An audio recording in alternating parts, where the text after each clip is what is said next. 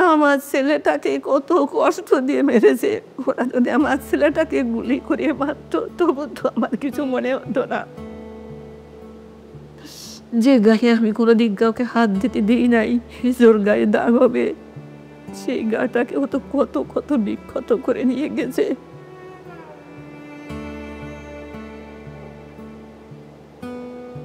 মানে আমার এখনো মনে আছে যে আমি জাস্ট ভাইয়ের পাড়ের দিকে ধরছি, আমি ভাবছি মনে কিছু পাবো, বাট আমি গ্রিপ করতে যাই দেখি কিছু নাই, সব কিছু গলা। জাস্ট হাত দিতে যাই হচ্ছে আমি জাস্ট গ্রিপ করতে পারছি, এত ওয়েট বাট কোনো কিছু নাই, সব কিছু একদম পুরো বডি গলে গেছে।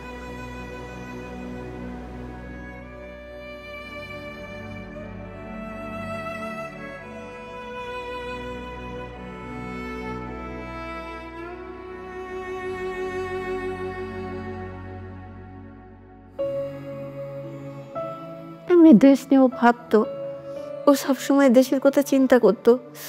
আমি জানি না ওই স্ট্যাটাস আমি নিজেও পড়েছি, সারা দেশবাসী পড়েছে। ওই স্ট্যাটাসের মধ্যে কি এমন ছিল ওদের এত গায়ে লাগছিল আমি জানি না। ও হয়তো দেশের সাধারণ মানুষের জন্য লিখেছিল। ও তো চলে গেছে, তিস্তা নদীর পানির সমাধান কি হয়েছে? হয় নাই। কিন্তু কেন লিখছিল আর কেনই বা ওকে এত নির্মমভাবে জীবন দিতে হয়েছে আমি জানি না। 6 তারিখ হচ্ছে সকাল সম্ভবত 9:30টার দিকে বাস ছিল ভাইয়ার। তো বাসে হলে আসতে আসতে প্রায় 4:30টার মতো বেজে গেছিল। তো আম্মু আর কি খাবার দিয়ে দিয়েছিল ভাইয়াকে। তো ভাইয়া ওইগুলা খেয়ে দিয়ে একটু রেস্ট নেওয়ার জন্য আর কি বিছানায় বসছে। তো এর মধ্যে আর কি ভাইয়ার হচ্ছে কাছের বন্ধুরা ভাইয়ের ব্যাচেরই তো এরকম এসে ভাইয়াকে বলছে যে বড় ভাইরা তোকে ডাকছে, একটু উপরে আয়, আর সাথে ল্যাপটপ আর মোবাইলটা নিয়ে আয়। ভাইয়া তখন শুনে বলছে কি ব্যাপার, মানে কোনো সমস্যা? তো বলছে আরে আয় উপরে আয়, আসলেই মানে জানতে পারবি। তাকে মেনলি ডেকে নেয়, সে আমাদের ইন্ডিয়া বাংলাদেশের যে ডিপ্লোম্যাটিক সম্পর্ক ফেনী নদী নিয়ে মেনলি একটা পোস্ট করে, যেটা ছাত্রলীগের তখনকার যারা নেতাকর্মীরা ছিল তাদের এটা খুব গায়ে লাগে। তো রুমে ডেকে নেওয়ার পর থেকে তাকে বিভিন্ন প্রশ্ন করা হয়, জিজ্ঞাসাবাদ করা হয়, তার ফোন চেক করা হয়, তার ল্যাপটপ চেক করা হয়। এবং তারা যখন তার ফোনে বা ল্যাপটপে তেমন কিছু মানে সলিড কিছু যখন না পায়, তো তারা যেটা সন্দেহ করে যে সে হয়তো অনেক কোনো কিছু হাইড করছে, তাকে তারপর ফিজিক্যালি টর্চার করা শুরু করা হয়। তাকে থাপ্পড় দেওয়া হয়, স্ট্যাম্প নিয়ে আসা হয় পাশের রুম থেকে, স্ট্যাম্প দিয়ে মানে অমানসিকভাবে খুব বেশি হিট করা হয় এবং একটা পর্যায়ে যে স্ট্যাম্প ভেঙে যায়। এর কিছুক্ষণ পরে আবার আরেকটা স্ট্যাম্প নিয়ে তাকে মারা হয়। তো সে একটা সময় পর সে যে মাটিতে লুটিয়ে পড়ে, সে বমি করে। আম্মু আসলে ওই টাইমে মোটামুটি 9:30টার দিকে হচ্ছে কয়েকবার কল দেওয়ার চেষ্টা করে, কিন্তু আম্মুর কল হচ্ছে ধরে নাই। তো আম্মুর কল না ধরার পরে হচ্ছে আম্মু আমাকে কয়েকবার এসে হচ্ছে বলছে যে কি ব্যাপার, হচ্ছে ভাইরে কল দিতেছি, কল ধরতেছে না কেন? তারপরে হচ্ছে 10:30টার দিকে আবার বলতেছে ভাইয়া কল ধরে না। তখন আব্বু অলরেডি ঘুমায় গেছে। তখন আর কি আমি হচ্ছে একটু চেক করতে গেলাম যে দেখি ভাইয়ার হচ্ছে ফেসবুকে অ্যাক্টিভ আছে কিনা, বা হচ্ছে ব্যাপার কি হচ্ছে ভাইয়ার কোনো রুমমেটের নাম্বার পাওয়া যায় কিনা। তো তখন আর কি ঢুকতে যেয়ে দেখি ফেসবুকে অ্যাক্টিভ, আর আমি ভাবলাম যে যেহেতু ফেসবুকে অ্যাক্টিভ আছে মনে হয়, তার মানে হয়তো মোবাইলটি চালাইতে মনে হয় ঘুমায় গেছে, যেহেতু অনেক টায়ার্ড। তো এই কারণে আম্মুকে বললাম যে যেহেতু জার্নি করে গেছে তো মনে হয় টায়ার্ড, এই জন্য মনে হয় ঘুমায় গেছে। তো এর মধ্যে আর হচ্ছে ওই দিন রাতে আর হচ্ছে আমাদের সাথে কোনো কথা হয় নাই। তাকে মোটামুটি মারতে মারতে তার তলপেটে হিট করা হয়। মৃত্যুর পর আমরা যেটা পরে দেখিয়েছিলাম তার বাড়িতে, তার পুরা 2 হাত 2 পা একদম কালছিটে পড়ে গিয়েছিল। তাকে শরীরে এমন কোনো জায়গা নেই যেখানে তাকে হিট করা হয় না। একটা পর্যায় পর সে যখন একদম খুব বমি করে ফেলে, তাকে ওয়াশরুমে নিয়ে ওয়াশ করা হয়, এরপর আবার রুমে নিয়ে মারা হয়।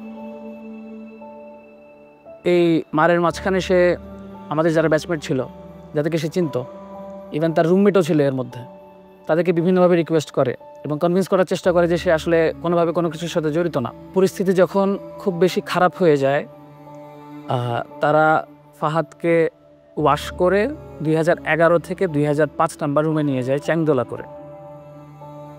2005-এ নেওয়ার পর তারা ছাত্রলীগের তখনকার নেতাকর্মীরা ঠিক করে যে তাকে যে করেই হোক মানে ডাক্তারের কাছে বা মেডিকেলে নিতে হবে। আবরারকে অ্যারেস্ট করার জন্য তখন অলরেডি পুলিশকে বলে দেওয়া হয়েছিল এবং পুলিশ গেটের বাইরে ওয়েট করছিল। কিন্তু পুলিশকে এই জন্যই তুলে দেওয়া যাচ্ছিল না, কারণ পুলিশ তখন বলেছিল যে হেঁটে যদি আবরার না আসতে পারে তাহলে তারা তাকে রিসিভ করবে না, কারণ তার দায় নেবে না। তারপর যদি কোনো সমস্যা হয় এটার দায় সে নিবে, তারা নিবে না। ফাহাদকে যখন 2005-এ নিয়ে আসা হয় তার আগেই ম্যাক্সিমাম যারা তাকে বেশি মেরেছিল তারা অলরেডি নিচে নেমে যায়, কারণ তারাও দেখছিল যে তার আসলে অবস্থাটা খুব ক্রিটিক্যাল। তখন আমাদের ব্যাচেরই কিছু যারা ছাত্রলীগ করতো তারাই এবং এক ব্যাচ সিনিয়র যারা ছিল এরাই বেশি মানে তাকে নিয়ে তখন হসপিটালে নেওয়া না নেওয়া এই কাজগুলো তখন চলছিল। তো সে যখন সিঁড়ির ল্যান্ডিংয়ে পৌঁছায় তখনই সে বলে যে ওকে নিয়ে আর টানাটানি না করতে একটু পানি খেতে চাই। আমার রুম নাম্বার ছিল 2007। আমি যখনই আসলে ওই সময়টা যখন মানে জেনেছি যে সে সিঁড়ির ল্যান্ডিংয়ে আছে, তো তখন যখনই বেরোতে চাই তখন ওখানে ছিল শামীম বিল্লাহ ছিল, সাইফুল ছিল আমাদের এক ফ্রেন্ড ট্রিপলির, এবং তারা মিলে তাকে মেনলি পানি খাওয়াচ্ছিল। তখনও তার রু ছিল। তা আমি আবার আমার রুমে ঢুকে ওই রুমে 2011-তে থাকা একজন প্রত্যক্ষদর্শী ছিল মোর্শেদ, তখন সে বলে আমাকে যে আসলে তার অবস্থা ভালো না। এর কিছুক্ষণ পরে আমি ল্যান্ডিংয়ের ওখানে যখন পৌঁছে তখন আবরারের তখন অলরেডি হুঁশ নাই। তো তার তখনও এক্সটার্নাল কোনো ব্লিডিং ছিল না, বাইরে কোনোভাবে কোনো ব্লিডিং ছিল না, কিন্তু তার তখন সে সেন্স ছিল না। তা আমরা ভাবি যে সে বেহুশ হয়ে গেছে হয়তো। তাকে আমরা 3-4 জন মিলে আমরা সিপিআর দিই। তাকে সিপিআর দেওয়ার সময় তার মুখ থেকে যে আওয়াজ বেরোচ্ছিলাম ভেবেছিলাম হয়তো কফ আটকে গিয়েছে। তো বসে তারপর কিছুক্ষণ পিঠের উপর বাড়ি দিতে থাকি, হয়তো ভাবি যে আসলে কফটা ক্লিয়ার হবে। এর কিছুক্ষণ পর ডাক্তার আসে। ডাক্তার যখন আসে তখন আমরা বারবার রিকোয়েস্ট করতে থাকি যে ওকে আমরা হাসপাতালে তাড়াতাড়ি নিয়ে যাই। আমি সেদিন রাতে ইমার্জেন্সি ডিউটিতে কর্মরত ছিলাম। তো রাত আনুমানিক 3টার দিকে আমি স্টুডেন্টের পক্ষ থেকে একটা কল পাই ল্যান্ড ফোনে, এবং আমাকে বলে যে একজন ছাত্র খুব অসুস্থ, আপনি একটু তাড়াতাড়ি হলে আসেন। অ্যাম্বুলেন্সে করে আমি শেরেবাংলা হলে যাই। যাওয়ার পরে আমি শেরেবাংলা হলের প্রথম তলা এবং দ্বিতীয় তলার মাঝখানে সিঁড়িতে আবরার ফাহাদকে ওখানে রেখে রাখা সহ অবস্থায় দেখতে পাই। পরে আমি তাকে পরীক্ষা নিরীক্ষা করার পর আমি দেখতে পাই যে সে মৃত, এবং পরীক্ষার সময় তার যখন পালস ব্লাড প্রেশার যখন চেক করি তো তখন দেখি যে তার শরীরের মধ্যে অনেক আঘাতের চিহ্ন। পরে এখানে তার কাপড় চোপড়ও দেখলাম যে ভিজা, এবং পুরা শরীর তা একদম ঠান্ডা হয়ে গেছে। পরে আমি যখন নিশ্চিত হলাম যে সে মারা গেছে, আমি ছাত্রদেরকে বললাম তো সে তো বেঁচে নাই। এই কথা বলার সাথে সাথে আমার আশেপাশে যে সমস্ত ছাত্ররা এতক্ষণ ভিড় করেছিল সবাই যার যার মতো পালিয়ে চলে গেল। কিছুক্ষণ পরে তখন তৎকালীন একজন ছাত্রনেতা সে ওখানে আসে এবং আমাকে পরিচয় দিয়ে আমার সাথে কথা বলতে শুরু করে। বলে যে এই আবরার ফাহাদের অনেক শ্বাসকষ্ট ছিল, তো সে হঠাৎ করে অসুস্থ হয়ে পড়ছে, তো আপনি তাকে মেডিকেলে নিয়ে যান। তা আমি তাকে বললাম যে দেখো সে তো মারা গেছে, তাকে আমি মেডিকেলে নিয়ে কী করব। মেডিকেলে তো আমি তাকেই নেব যে অসুস্থ, যার চিকিৎসা দরকার। পরে আমি হলের প্রভোস্ট স্যারকে ফোন দিই এবং ডিএসডব্লিউ স্যারকে ফোন দিই। ইতিমধ্যে ছাত্ররা যখন দেখছে যে আমি তাকে নিচ্ছি না, ওরা নিজেরা গিয়ে অ্যাম্বুলেন্স থেকে ট্রলিটা নামায় নিয়ে এসে তারা নিজেরাই আবরার ফাহাদকে ট্রলির উপর উঠে নিচতলায় করিডোরের সামনে তাকে রাখি। In the meantime DSW sir চলে আসেন, প্রভোস্ট স্যারও চলে আসেন। ওনাদেরকে আমি বললাম যে দেখেন ও তো মৃত। তো তখন পুলিশকে ফোন দেওয়া হয় এবং চকবাজার থানা থেকে পুলিশ চলে আসে অল্প সময়ের মধ্যে। আসার পরে পুলিশ তাকে নিয়ে তার সুরত হাল রিপোর্ট করে।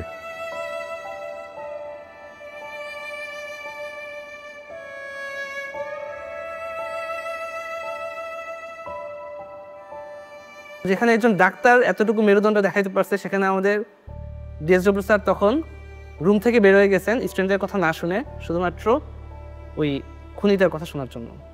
তখন যে আমাদের বইয়ের ছাত্রলীগের যে সেক্রেটারি, আমাদের শেরে বাংলা হলের যে ছাত্রলীগের সভাপতি রাসেল, 1 নম্বর আসামি আমাদের এই মামলা, সে ডিএসডব্লিউ স্যারের সাথে একদম নর্মালি ফ্র্যাঙ্কলি কথা বলছিল, এবং ঘটনাটা কেমনে সলভ করা যায় বা কেমনে ইজি করা যায় এই ব্যাপার, তাদের কথাবার্তার মধ্যে কোনো ধরনের রিগ্রেট ছিল না, কোনো অনুশোচনা ছিল না, কোনো ভয় ছিল না। আমরা তখন আমাদের নিজেদের রুমে, এবং তখন পরিস্থিতিটা আসলে এমন যে আমরা জেনারেল স্টুডেন্টরা যে একটা প্রতিবাদ করবো এতটুকু মেন্টাল সিচুয়েশন, এতটুকু সাহস আমাদের কারোর মধ্যে ছিল না। পরবর্তীতে আমি নিজে অবাক হয়ে যাই যে আমি কীভাবে ওই সময় নিজেকে ধরে রাখছিলাম যে একটা ডেড বডির সামনে এবং এতগুলো ছাত্রর সামনে আমি কথা বলতেছি। তারা হয়তো আমার গায়ে হাতও তুলতে পারতো, কিন্তু আমি কেমনে জানি ওই সময় নিজেই কেমনে জানি প্রিপেয়ার্ড হয়ে গেছিলাম। পরবর্তীতে যখন সময় যেতে থাকে আমার কেমন একটা মনের মধ্যে ভয় কাজ করতেছিল যে আমি কি করলাম, আসলে কি কাজটা ঠিক করলাম নাকি ভুল করলাম, হ্যাঁ, না কি করা উচিত ছিল। তারপর ভোরে যখন আমরা উঠি 4:30টার দিকে, ওঠার পরে এখন থেকে একটা কল আসলো, আমি নামাজে দাঁড়াইছি ওই সময় ফজরের সুন্নত পড়ার জন্যে।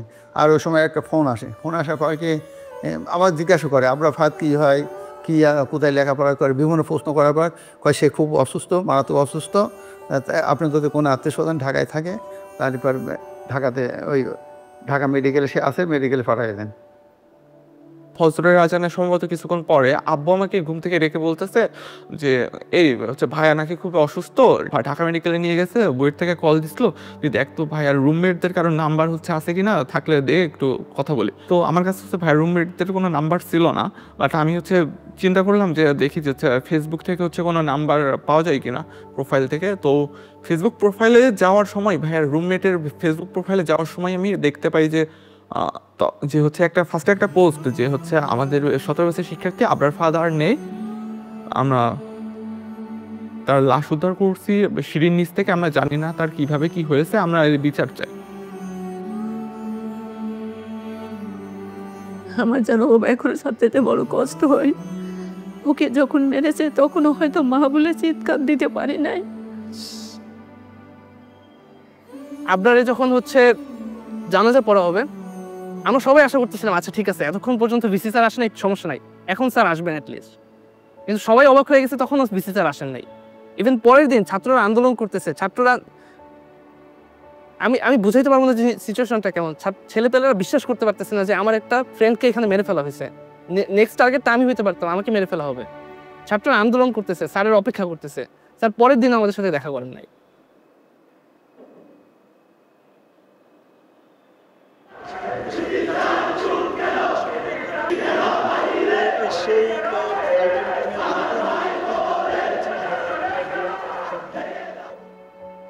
ইভেন আমরা একটা মিটিং করি ভিসি স্যারের সাথে তখন 11 অক্টোবর। ওই মিটিংটা হচ্ছে সব মিডিয়াও প্রচার করছে। মিটিংয়ের সময় আমরা ভিসি স্যারকে জিজ্ঞেস করি যে স্যার আচ্ছা ঠিক আছে, আপনি মেনে নিচ্ছেন যে ছাত্র রাজনীতি আপনি নিষিদ্ধ করবেন, ঠিক আছে আমরা মেনে নিতেছি, কিন্তু এটা কি চিরস্থায়ী হবে? তখন ওনার উত্তর ছিল যে চিরস্থায়ী তো তুমিও না আমিও না। একটা ছেলে মারা গেছে, তখন উনি এই কনফিডেন্সটা বা এইটুকু চেতনা তার মধ্যে জাগ্রত হয় না যে সে বলবে না আমি চেষ্টা করবো, আমি যতদিন আছি এই জায়গায় আমি কখনোই ছাত্র রাজনীতি ঢুকতে দেবো না।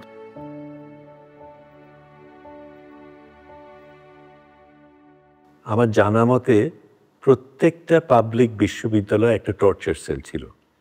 কি ধরনের একটা শিক্ষা প্রতিষ্ঠান গড়ে উঠতে পারে যেখানে তার মধ্যে টর্চার সেল থাকাটা তার একটা আবশ্যক অংশ? আমাকে যদি প্রশ্ন করেন যে আপনার আসলে অপরাধটা কি, তাকে কেন এভাবে হত্যা করা হয়েছে, প্রথম পয়েন্ট যেটা আসবে সেটা হলো সে বাংলাদেশের স্বার্থ বিরোধী যে কাজগুলা গত সরকার করতো, গত আওয়ামী লীগ সরকার যে কাজগুলো করেছে তার প্রতিবাদ করা, তার নাম্বার 1 পয়েন্ট। ধর্ম পালন আর দেশের স্বার্থে কথা বলার বাইরে আসলে আপনার ফাদার আর কোনো অপরাধ ছিল হচ্ছে কাইন্ড অফ, যদি বলি এই বাংলাদেশে জন্ম নেওয়া কাইন্ড অফ জিনিসটা আসলে এরকমেরই হয়ে গেছে, আর বইটা ভর্তি হওয়া।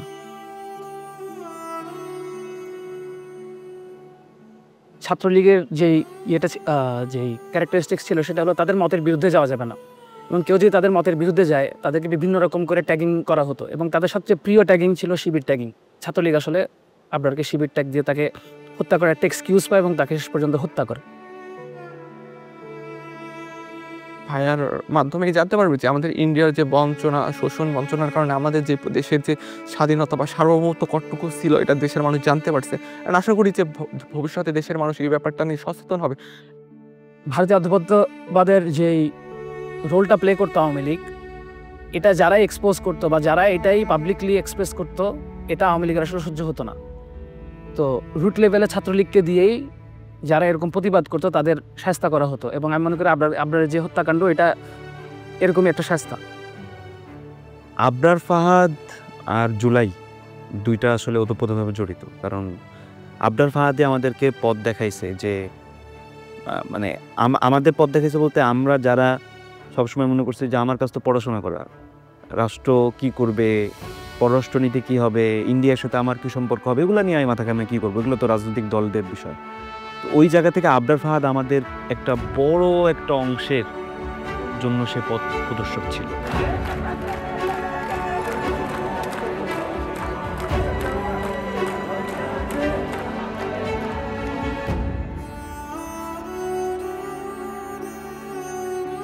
ওরা বলে যে আমাদেরকে আবরার পথ দেখায় দিয়ে গেছে, এটা মনে হয়তো হয়তো আল্লাহ তাআলারই ইচ্ছে এটা। তো আমাদের এই ভারতীয় অধিপত্যবাদ এবং আওয়ামী ফ্যাসিজমের এগেনস্টে এবং এই ছাত্রলীগ যে একটা সন্ত্রাসী সংগঠন, সেই সন্ত্রাসের এগেনস্টে কথা বলার পর্যন্ত পৌঁছাতে অ্যাকচুয়ালি আবরার ফাহাদকে জীবন দিতে হয়েছে। এবং এই যে জুলাই গণঅভ্যুত্থান হয়েছে, ফাহাদ এভাবে যদি আসলে আবরার ফাহাদ মারা না যেত, তাহলে আমাদের সাধারণ ছাত্রদের যে চৈতন্যটা এত বড় নাড়া আসলে খেত না। এবং এই জুলাই গণঅভ্যুত্থানে আবু সাইদ মারা যাওয়ার আগ পর্যন্ত আমাদের ইমাম কে ছিল? আমাদের ইমাম ছিল আসলে আবরার ফাহাদ। এই অবদানের ফলেই কিন্তু এই অভ্যুত্থানের ক্ষেত্র প্রস্তুত হয়েছে। সেই প্রেক্ষাপটটা আমাদেরকে ভুললে চলবে না, এবং এই প্রেক্ষাপটটা মনে রাখতে হবে আমাদের ভবিষ্যৎ বংশধরকে, যাতে এই রকম আর পরিস্থিতি সৃষ্টি না হয়। 6 বছর আমাকে ছেড়ে চলে গেছে, মনে একবার মনে হচ্ছে না আমাকে ছেড়ে চলে আসছি।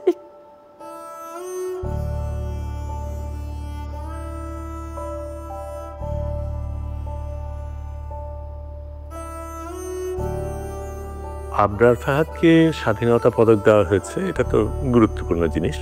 স্বাধীনতা পদক আমাদের সর্বোচ্চ পদক নাগরিকের জন্য। আমি তাকে মুক্তিযোদ্ধা বলবো, কারণ সে দেশের জন্য প্রতিবাদ করেছে, দেশের জন্য লড়াই করেছে। একটা মেধাবী ছেলে বেড়ে উঠছিল, তার কত স্বপ্ন ছিল, আমাদের কত স্বপ্ন ছিল, সেই সব হারিয়ে গেছে।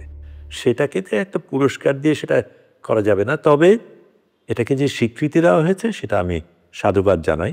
সবচাইতে ভালো স্বীকৃতি কিনা আমি জানি না। আমি মনে করি যদি সত্যিকার অর্থে আমরা দেশটাকে বদলাতে পারি, এমন একটা দেশ গড়তে পারি যেখানে আরেকবার আবরার ফাহাদের মতন আরেকজন জান দেবে না, সেটাই হবে তার জন্য সবচেয়ে বড় পুরস্কার।